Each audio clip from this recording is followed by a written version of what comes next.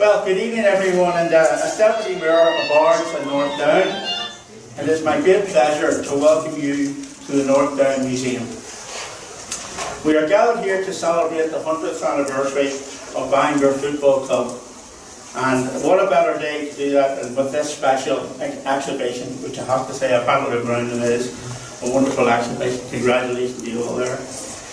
Tonight I'm going to speak about the history of Bangor Football Club. I don't know why I'm going to do this, because all you people probably know far more about Bangor Football Club than I do, but we'll have a go anyway. I'll tell you about the exhibition itself. I would also congratulate those who have made the exhibition possible. Bangor Football Club, or the Super Seasiders, as they were locally known, was first formed in 1918 by Paul Brown, Lindsay and Jimmy Savage, two local football enthusiasts. From humble beginnings, the club managed to build and sustain a strong footballing tradition, which has become an integral part of our local community, young and old alike. Like any club, there have been highs and lows, and on the pitch, however, one of the most memorable moments was the club's Irish club victory in 1993. You can think maybe with it against Stars, was it? Yeah. I saw that in that little display case. I didn't know that until I actually walked in and saw it. But there you go, it's even better. So anyway, here we go. I had the opportunity to look at the exhibition earlier and was captivated by the stories, images, programmes and other paraphernalia that have just been gathered. There's even a colourful display of team shirts behind me and over the wall, and a narrative that explores the teams, links and clubs from across the channel. Alan O'Neill, a local artist, was commissioned by the museum to create paintings for some of the greats who have made the unique connection to Bangor Football Club. These paintings are accompanied by a video that shares their stories of triumphs, trophies and tribulations, and will be on show from the 18th of September until the 14th of October in the museum's community gallery. I would now like to take a minute to thank everyone who has been involved in bringing this exhibition to life, in particular Ian Wilson and Peter Pansucci. Look at it, you're right. Obviously, we told me he was Italian right now. Panucci. Sorry, I apologize. Here. So he was the one who told me to be careful about where I was, because he didn't want to offend me. I was from Orange. Anyway. Ian has many, as you know, was the manager of North Down Museum and for a long time supporter of the club, so I'm sure he found this project very enjoyable.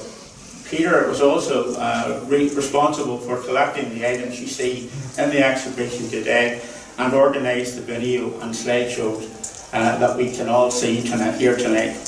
Peter worked tirelessly to gather the artefacts and kits and helped them tell the rich 100-year history of the club. I would also like to thank the club and its amazing supporters for their generosity. Many fans have loaned their prized artefacts to the museum, and without their contribution, this exhibition would not have been possible. It is an honour to be here today to speak to you and to all about the history of the club, this exhibition, and be given the opportunity to personally thank you all involved. Thank you all. And I'd like to pass you on now to Nicky to say a few words. Thank you very much.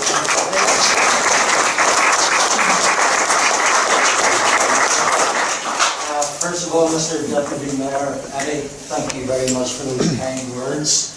I have to tell you, folk, big turnout, and some of you are very far away, but Eddie, an Ards man, I'm very close to my neck. So we got 5 toes in it. Bangor fans will know what. So anyway, I'm Nicky Davis, and for those who don't know me, it's my good fortune to be chairman of the club at this particular time, because it's our centenary year. Who thought we'd ever get to be 100? This time last year I didn't. But here we are. we have organised a number of events to mark our centenary. We're delighted that the council and Heather and her colleagues have helped stage this. Looking around, I know you've had a bit of a look already, but it's absolutely magnificent. And you could all come back sometime when it's quieter and take it all in. I think that's what we're going to do anyway. So I think this is a great time for us to be staging our centenary in the heart of Bangor. We brought it right into the heart of Bangor. We're not at our club tonight.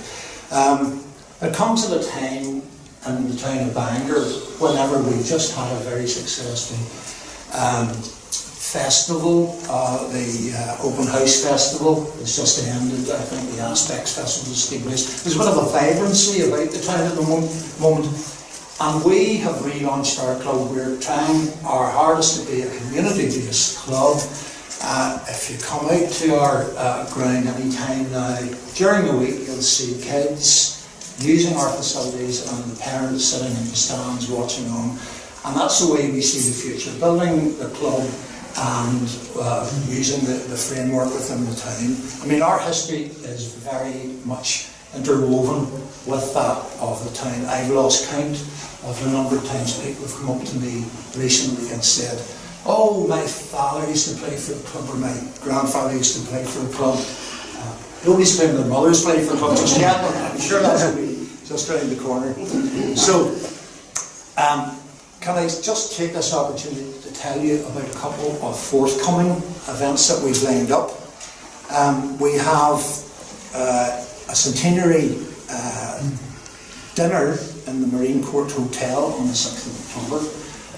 We have invited lots of ex-players and staff and supporters and dignitaries.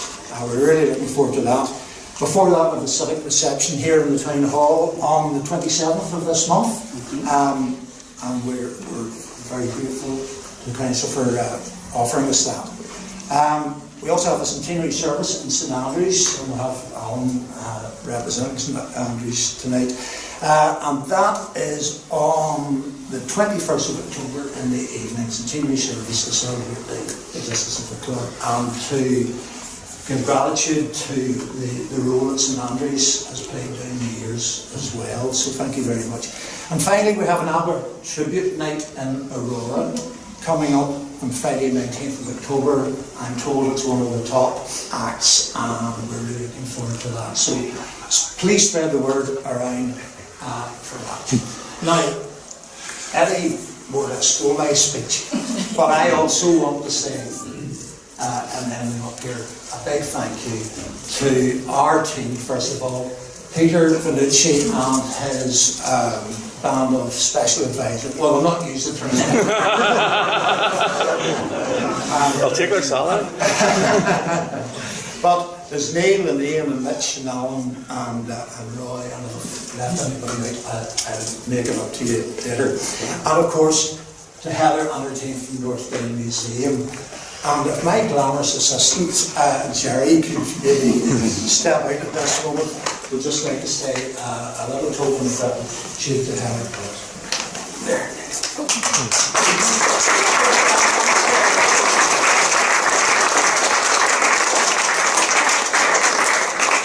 So what's going to happen now is, in a few minutes, make your way down and round into the cafe where there'll be a drinks reception and some fantastic artwork and other stuff still on display. Thank you for that, Alan. And Peter Vanucci is going to say a few more words on what you've been looking at tonight and what you can expect to see. So thank you all very much for coming. It's a great turnout, and here's the next 100 years.